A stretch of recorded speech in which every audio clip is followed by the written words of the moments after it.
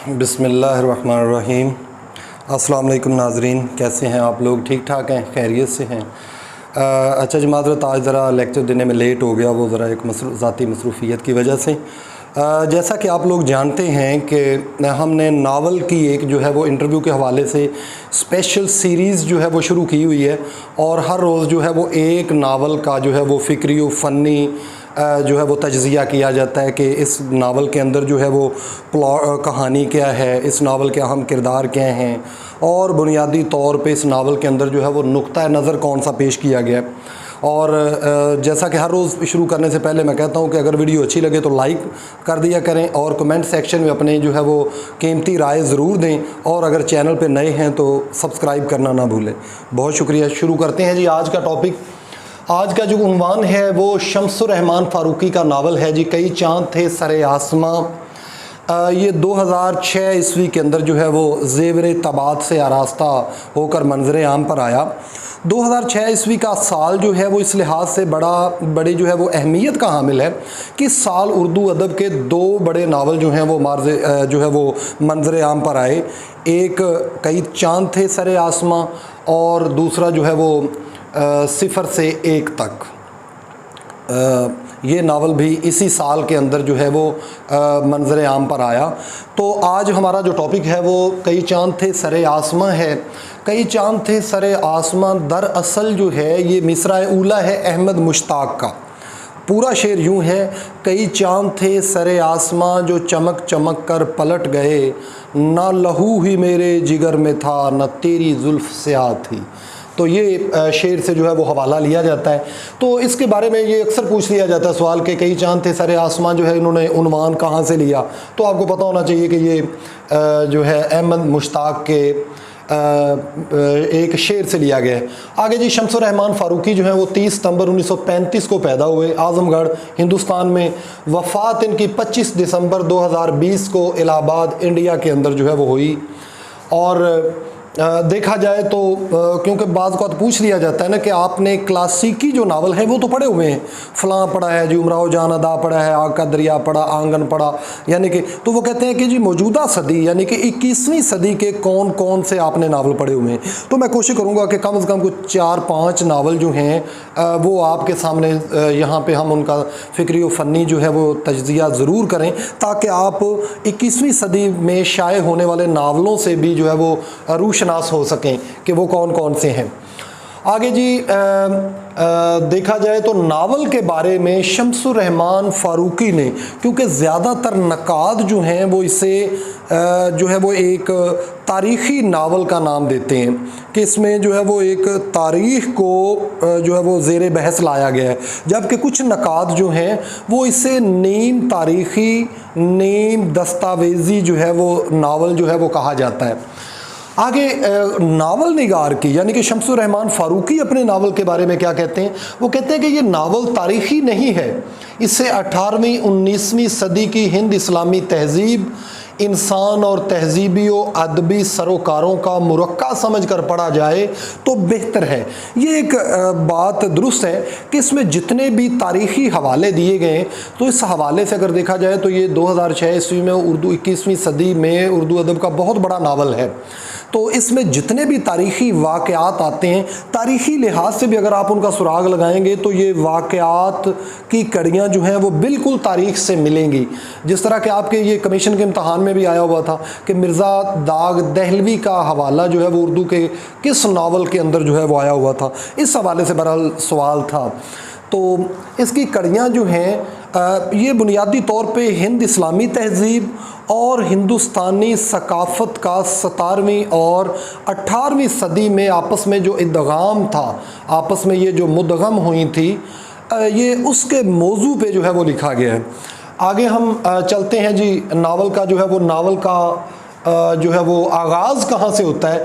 Novel का आगाज़ जो है वो डॉक्टर खलील असगर फ़ारूकी साहब हैं जो अपना असल पेशा डॉक्टरी, यानी कि ये डॉक्टर होते हैं, डॉक्टर का पेशा एक दफ़ा तर्क करके ये लंदन में इंडिया ऑफिस लाइब्रेरी पहुंच जाते हैं, जहां पे ये अपने जो है वो फ़ारूकी ख़ानदान की मुख्तलिफ़ कड़ियों को जो है वो तलाश करना चाहते हैं।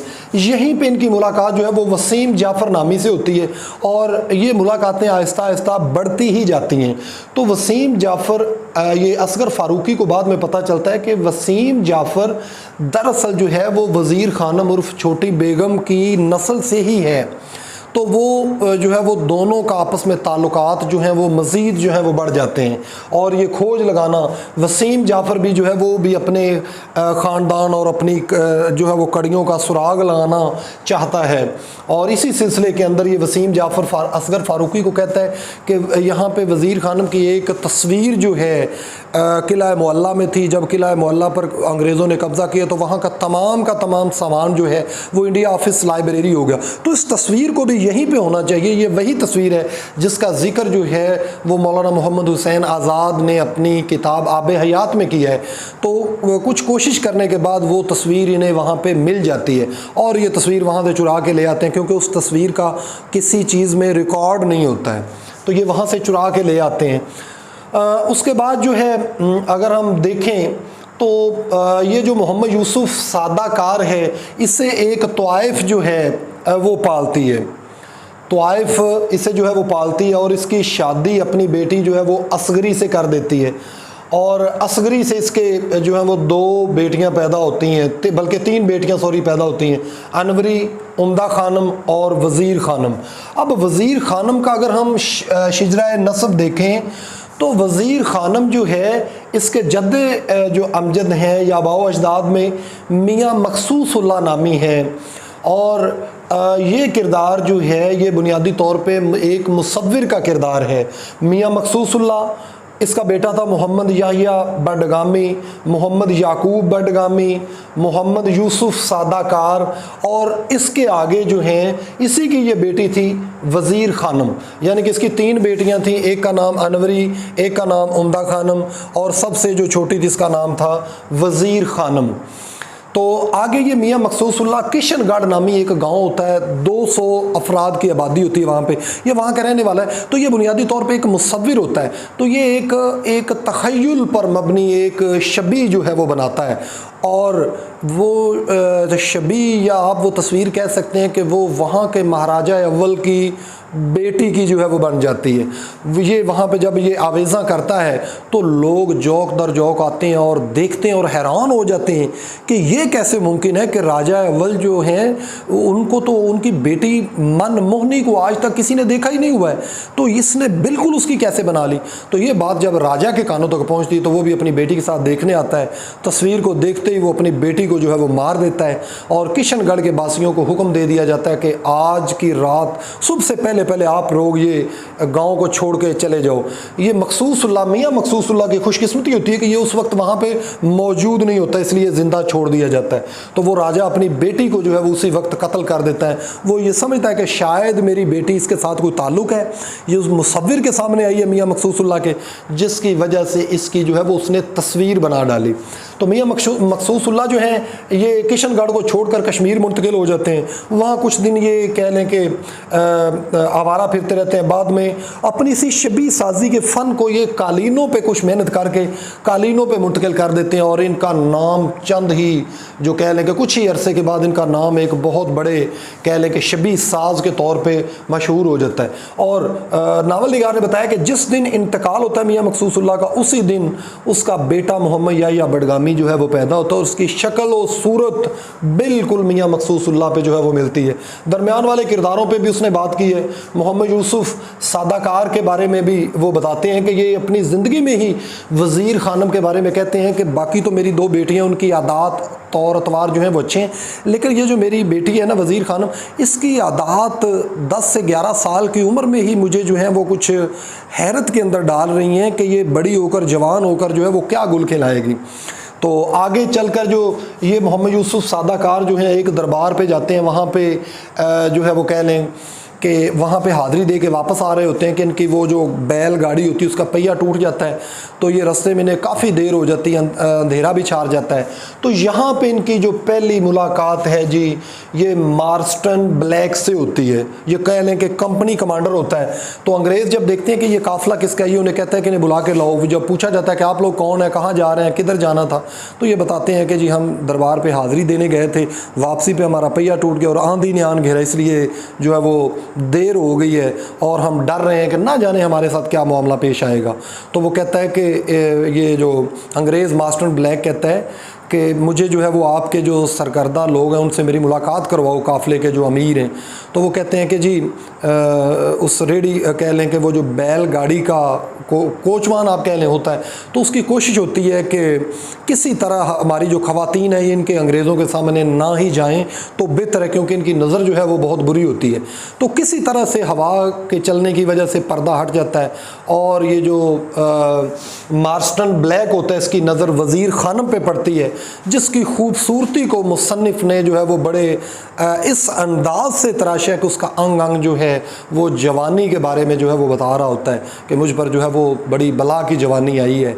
तो ये उस पर फ़रेफ्ता हो जाता है। दोनों की आंखें चार होती हैं, चंद दिन मुलाकातें होती रहती हैं और आखिरकार ये बग़ैर निकाह के जो है वो इसके साथ रहना शुरू कर देती है। और इस ये कह लें कि इसकी पहली शादी तो नहीं कह सकते क्योंकि हम निकाह के बगैर तो उसे शादी कहते ही नहीं है, एक नाजायज़ ताल्लुक़ की शादी जो है ये मार्स्टन ब्लैक अंग्रेज़ से होती है और इससे 2 बच्चे होते हैं मार्स्टन के बतन से। एक होता है मार्स्टन ब्लैक और दूसरी होती है सोफिया।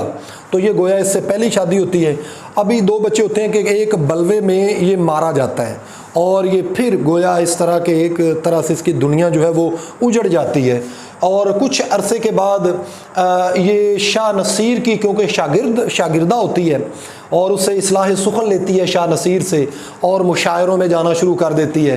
तो एक मुशायरे में नवाब शमसुद्दीन वालिए लोहारो से इसकी मुलाकात होती है और वहीं पे विलियम फ्रीज़र भी होता है। ये किरदार विलियम फ्रीज़र और नवाब शमसुद्दीन दोनों ही इस पे फ़रेफ्ता हो जाते हैं, इसके हुस्न की ताब ना लाते हुए वज़ीर ख़ानम पर फ़रेफ्ता हो जाते हैं।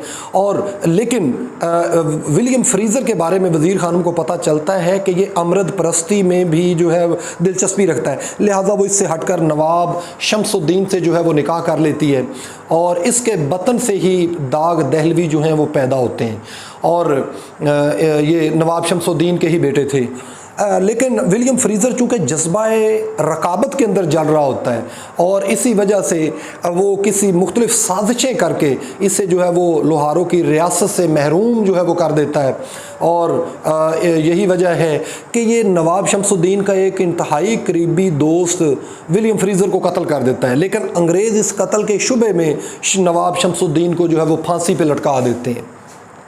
उसके बाद इसकी दूसरी शादी भी गोया दूसरा खावंद का भी इंतकाल हो गया और जो है वो दूसरी शादी के बाद ये फिर एक दफ़ा ज़िंदगी इसके लिए तन्हा और हर तरफ अंधेरा ही अंधेरा नज़र आने लगता है। इसकी तीसरी शादी जो है वो नवाब यूसुफ वालिए रामपुर की कोशिशों से मौलवी तुराब अली से होती है, लेकिन ये भी मौलवी तुराब अली भी जो है वो किसी ठग के हत्थे चढ़ जाता है और ठगों के हाथों ये मारा जाता है। तो ये गोया 3 शादियां करने के बावजूद भी ये बेसरो सामान और कह लें कि इसके लिए ज़िंदगी जो है वो तारीख तर हो जाती है। लेकिन उसके बावजूद ये चौथा निकाह जो है वो नवाब फ़खरू ये मिर्ज़ा ये बहादुर शाह ज़फ़र का बेटा था इसके साथ करती है और नवाब फ़खरू जो है वो हैज़े की वजह से उसका इंतकाल हो जाता है। तो गोया 4 शादियां कर 4 खामदों के साथ ज़िंदगी गुजारने के बावजूद भी इसे जब मिर्ज़ा फ़खरू का इंतकाल हो जाता है तो इसे किला मुअल्ला दिल्ली से निकलने पर मजबूर कर दिया जाता है। तो गोया मुसन्निफ़ नावल निगार ने इस हिस्से को जो है वो जली हुई शाखों पे आशियाने इस नाम से जो है वो मौसूम किया है और यहाँ ये दिखाया गया है और बड़ी एक रिक्कत अंगेज़ मंज़र की निशानदही की गई है कि एक ऐसी औरत जो खूबसूरती में भी बेमिसाल है, जिसने जो है वो 4 शादियां की, लेकिन उसके बावजूद उसकी मुकद्दर के अंदर ये जो थी दर बदर होना लिखा हुआ था, और आज भी वो बेसरो सामान। और जब ये लुटा पुटा सा काफ़िला कलाए मुअल्ला से निकलता है तो इसे समझ नहीं आ रही होती कि मैंने किधर जाना है। और यहीं पे जो है वो नावल निगार ने नावल का जो है वो अख्ताम किया है। और अगर देखें तो बुनियादी तौर पे ये ट्रेजिडी जो है ये वज़ीर ख़ानम उर्फ छोटी बेगम की ट्रेजिडी है। अगर हम इसका थीम निकालें, वैसे तो ये बुनियादी तौर पे तो ये इस हिंद इस्लामी तहज़ीब के तनाजुर में नीम तारीख़ी और कह लें कि नीम दस्तावेज़ी, इसे आप नावल कह सकते हैं, नीम अफसानवी भी कह सकते हैं, क्योंकि ना ये मुकम्मल तौर पे फ़िक्शन है और ना ये मुकम्मल तौर पे तारीख़ है, क्योंकि तारीख़ के अंदर जो बात है वही की जाती है। लेकिन चूँकि फ़िक्शन के अंदर जो है वो बात के अंदर जो है वो थोड़ा वज़न पैदा करने के लिए कुछ ना कुछ उसके अंदर जो है वो शामिल करना मुसन्निफ़ की जो है वो मजबूरी हो जाती है। तो यही लेकिन अगर सही तौर पे देखा जाए तो ये वज़ीर ख़ानम उर्फ छोटी बेगम की जो है ये ट्रेजिडी है। इसी हवाले से डॉक्टर मुमताज़ अहमद ख़ान की एक राय जो है वो मैं आपके सामने पेश करता हूँ। वो कहते हैं, इस नावल पे अपने एक मज़मून में बात करते हुए लिखते हैं, इस नावल से मेरे लिहाज से एक विज़न बरामद होता है जिस पर बात होगी। इस विज़न का ताल्लुक़ इस ट्रेजिडी या अलमिया से है जिससे वज़ीर ख़ानम 4 शादियों के दौरान गुज़री। इसलिए ख़्याल आता है कि इस नावल यानी मुरक्का नहीं का उन्वान वज़ीर ख़ानम का अज़ीम अलमिया होता तो बेहतर होता। आगे कहते हैं, ताहम कई चांद थे सरे आसमां भी ठीक है, जो अहमद मुश्ताक के खूबसूरत शेर का मिसराए ऊला है। ये अलमिया वाला उन्वान ज़हर में इसलिए आया कि नावल का पूरा किस्सा ही न सिर्फ वज़ीर ख़ानम के अलमिया बल्कि इसके अहद के मजमूई अलमिया से ताल्लुक़ रखता है। ये था जी आज का हमारा कई चांद थे सरे आसमां नावल। तो इंशाअल्लाह अज़ीम एक नए मौजू के साथ हाज़िर होंगे, और इसके साथ साथ हमारा जो है वो एक व्हाट्सएप पे और ज़ूम पे एक क्लास चल रही है जिसमें जो है हमारा तरीक़ाकार ये है कि पार्टिसिपेंट को मुख्तलिफ जो है वो उन्वानात दे दिए जाते हैं, और उसके बाद वो अपने अपने उन्वानात पे जो हैं वो प्रेजेंटेशन देते हैं 7 से 8 मिनट की, 6 मिनट की, और बाकी पार्टिसिपेंट्स उससे सवाल करते हैं। मैं भी साथ साथ जो है वो बतौर फैसिलिटेटर अपना रोल प्ले करता हूँ। तो उस पर जब ये प्रेजेंटेशन देते हैं तो प्रेजेंटेशन के दौरान कोई गलती, कोई कमी, कोई कोताही, कोई तलफ़्फ़ुज़ का मामला हो तो वो भी फ़ौरी जो है वो दुरुस्त कर दिया जाता है। शेर पढ़ने के अंदाज़ पे जो है वो ख़ुसूसी तौर पे तवज्जो दी जा रही है। अगर आप लोग भी ज्वाइन करना चाहते हैं तो ये मैं साथ जो है वो नंबर दे देता हूँ, आप इस नंबर पे व्हाट्सएप करके जो है वो रब्ता कर सकते हैं 0301 4346 ये आपके सामने मैं साइड पे हो गया 0301 4346 और ये व्हाट्सएप पे आपने रब्ता करना है। डायरेक्ट कॉल से ज़रा परहेज़ करें, क्योंकि काफ़ी ज़रा अगर कॉल्स आएँ तो फिर मैनेज करना ज़रा मुश्किल हो जाए। व्हाट्सएप पे मैसेज कीजिए, मैं फ़ौरी रिप्लाई करता हूँ। इजाज़त दीजिए, अल्लाह निगहबान।